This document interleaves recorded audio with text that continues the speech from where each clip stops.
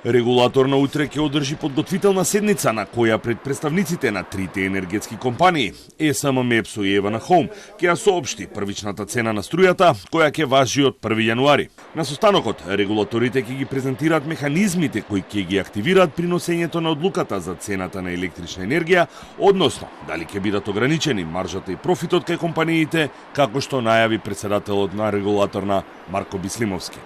Колку ќе поскапи струјата ќе се дознае најдосно до петок, бидејќи по подготвителната седница компаниите имат право на жалба во рок од 24 часа. МЕПСО побара цената на струјата да се покачи за 60%, електродистрибуција двојно, а универзалниот снабдувач Евана Хоум ги достави само предвидените трошоци за 2022 година, без да ја прецизираат висината на поскапувањето.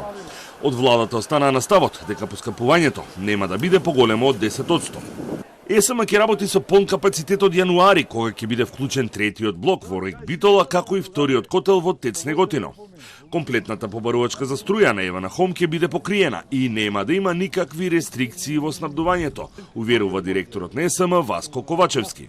Останува во текот на јануари месец дополнително да го вклучиме и третиот блок во РЕК Битола и вториот котел во ТЕЦ Неготино, и тоа ќе значи дека целокупните капацитети на државата, тоа се двете акционерски друштва АДА, ЕСМ и ТЕЦ Неготино, ќе видат во функција и ќе произведуваат електрична енергија.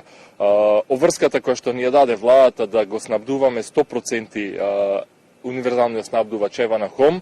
Константно снабдување со јаглен е обезбедено со домашен ископ и со увоз од Косово и Албанија, а во јануари ќе има нов тендер за набавка на мазут за ТЕЦ Неготино за да се обезбеди непречено функционирање на комбинатот до крајот на грејната сезона, односно до април.